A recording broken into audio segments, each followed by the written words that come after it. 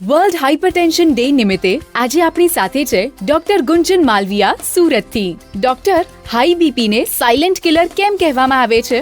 આ એક બહુ જ કોમન અને સારો ક્વેશ્ચન છે. હાઈ બીપી એ સાયલેન્ટ કિલર કહેવાય છે. કેમ? કારણ કે most of the time high blood પ્રેશરના કોઈ સિમ્ટમ્સ નથી હોતા. આવું કેમ થાય છે? કારણ કે બ્લડ પ્રેશર ગ્રેજ્યુઅલી ધીમે ધીમે વધે છે. જેમ કે નોર્મલ બ્લડ પ્રેશર આપણું 120/80 કહેવામાં આવે છે. હવે એ ધીમે ધીમે વધે એટલે ઘણી વખત બ્લડ પ્રેશર કોઈ રૂટીન ડે પર 130 થાય, ધીમે ધીમે 140 થાય, ગ્રેજ્યુઅલી ઓવર વીક્સ 160, 170, 180 થાય. ગ્રેજ્યુઅલી વધવાથી આપણું બોડી એને હેબિચ્યુઅલ થઈ જાય છે, એનાથી કોપ અપ કરી લે છે, એટલે સિમ્ટમ્સ નથી આવતા. પણ કોપ અપ કરે છે એ એના લીધે તકલીફ તો થવાની છે બોડીમાં. બેઝિકલી કોપ અપ થવાથી બ્રેઇનમાં, હાર્ટમાં, કિડનીમાં, આઈઝમાં બધી જગ્યાએ એવા ચેન્જીસ આવે છે જે ઇવેન્ચ્યુઅલી એ બેઝિકલી બોડી થાકી જાય અને એના કારણે જે સ્વરૂપ આપે એવું એટેક આવે છે. એટલે બ્રેઇન એટેક આવે તો સ્ટ્રોક થાય, હાર્ટ એટેક આવે તો અચાનકથી હાર્ટ બંધ થઈ શકે, કિડની ડેમેજ થાય તો ઘણી વખત ડાયાલિસિસ કરવું પડે અથવા કિડની ફેલ થઈ જાય. આ બેઝિકલી બધા જ હાઇપરટેન્શન લીધે થતા સાયલેન્ટ કિલર વાળા એક્શન્સ છે. સો બેઝિકલી આને પ્રિવેન્ટ કરવા માટે regular blood checkup is must. Sir, શું હાઇપરટેન્શન ખરેખર હાર્ટ એટેકનું કારણ બની શકે? સો બેઝિકલી હાઇપરટેન્શન એટલે બોડીની અંદર બધી નસોમાં બ્લડ પ્રેશર વધી જવું. હવે આ વધતું બ્લડ પ્રેશર આર્ટરીને એટલે કે હાર્ટને કન્ટિન્યુઅસ ડેમેજ કરે છે. આ ડેમેજ થયેલી નસની અંદર ચરબીનું અથવા કોલેસ્ટ્રોલનું જમાવટ થવું, રેગ્યુલર જમાવટ થવું નોર્મલ છે. અને એના લીધે જ્યારે અચાનકથી આ ચરબી ત્યાંથી ફાટે તો ઇઝીલી હાર્ટ એટેક કરી શકે છે. હાર્ટ એટેક એટલે બેઝિકલી મેઇન આર્ટરી અથવા તો હાર્ટની મેઇન નસ બ્લોક થઈ જાય. હાઇપરટેન્શનના લીધે આ જ નસને ડેમેજ થાય છે અને ઇવેન્ચ્યુઅલી એ બ્લોક થઈ શકે છે. સો હાઇપરટેન્શન એ ડાયરેક્ટ રિલેટેડ છે, ડાયરેક્ટ કોઝ કરી શકે છે હાર્ટ એટેક. સો બેઝિકલી જેટલું બ્લડ પ્રેશર નોર્મલ રાખીશું લાઈફ ટાઈમ એટલો હાર્ટ એટેક આવવાના ચાન્સીસ ઓછામાં ઓછો રહે છે. ડોક્ટર, કેવા લોકોમાં હાઇપરટેન્શન થવાનું જોખમ સૌથી વધુ હોય છે? બેઝિકલી ડાયાબિટીસ, હાઇપરટેન્શન એ કોને વધારે અસર કરે છે કે જે આવી રીતે વધુ પડતો માં અનિયમિતતા રાખે, વધુ પડતું સ્ટ્રેસ હોય, પ્રોપર લાઈફસ્ટાઈલ મેન્ટેન ના થઈ શકતી હોય, સ્લીપ 6 થી 8 કલાક ના હોય. બેઝિકલી વધારે આ તકલીફ પહેલા 60 થી વધારે ઉંમરમાં જોવા મળતી હતી, પણ હવે તો 30, 40, 50 વર્ષ પછી પણ આ બહુ જ કોમનલી જોવા મળે છે.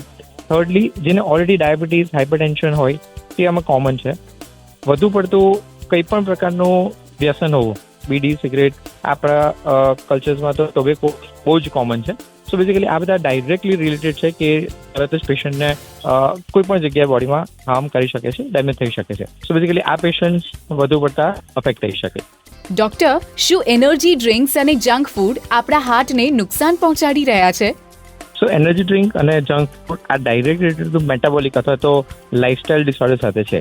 આ લાઇફસ્ટાઇલ ડિસઓર્ડર શું છે? એટલે બેઝિકલી હાઇપરટેન્શન, ડાયાબિટીસ, ઓબેસિટી, વધુ પડતું વજન, આ બધા લાઇફસ્ટાઇલ ડિસઓર્ડર્સ કહેવામાં આવે છે. લાઇફસ્ટાઇલ ડિસઓર્ડર કેમ કહેવાય છે? કારણ કે આપણી રૂટીન લાઇફસ્ટાઇલ સાથે ડાયરેક્ટ રિલેટેડ છે. રૂટીન લાઇફસ્ટાઇલ એટલે શું? આપણું ખોરાક. ખોરાકમાં બેઝિકલી ધારો કે આપણે એનર્જી ડ્રિંક લઈએ તેની અંદર ઘણા બધા સ્ટિમ્યુલન્ટ્સ હોય છે, શુગર્સ બહુ બધું હોય છે, સોડા હોય છે.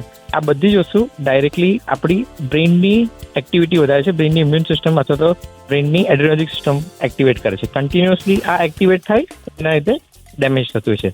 Secondly, junk food. જંક ફૂડની અંદર બહુ જ વધારે પ્રમાણમાં trans fatty acids, cholesterols, even sugars, salt, આ બધી વસ્તુ ડાયરેક્ટલી રિલેટેબલ છે ટુ ઇન્ક્રીઝ ઇન્સિડન્સ, એટલે કે વધારે એપિસોડ્સ જે હાઇપરટેન્શન, શુગર અથવા આજકાલ નાના છોકરાઓમાં પણ ઘણી વખત આપણને બ્લડ પ્રેશર વધારે જોવા મળે છે અને ઘણી ઓબેસિટી જોવા મળે છે. સો બેઝિકલી આ ડાયરેક્ટલી રિલેટેડ છે કે એનાથી હાર્ટને, ઇવન બ્રેઇનને બધી જગ્યાએ ડેમેજ થાય છે. તો હા, બહારના ફૂડ, એનર્જી ડ્રિંક એ હાઇપરટેન્શન તો કરે જ છે, બીજા બધા પણ એવા બધા રોગ કરે છે કે જેનાથી આપણી બોડી પર અથવા તો લોંગ ટાઈમ હેલ્થ પર સારી એવી ખરાબ ઇમ્પેક્ટ થાય છે.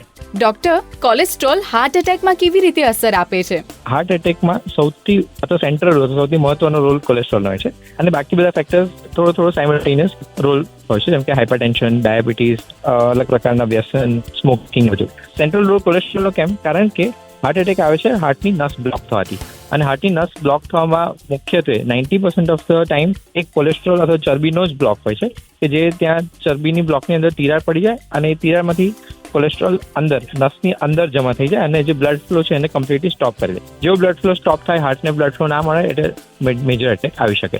સો બેઝિકલી ચરબીનો સૌથી કોમન રોલ, પણ ચરબી ત્યાં જમા થવા માટેના કોમન ફેક્ટર્સ છે હાઇપરટેન્શન એટલે કે વધુ પડતું બ્લડ પ્રેશર, ડાયાબિટીસ, કોમન બધા વ્યસનો અને અનિયમિત જીવન અથવા સ્ટ્રેસફુલ. હેલ્ધી ઇન્ડિયા માટેનું એક પબ્લિક અવેરનેસ ઇનિશિયેટિવ.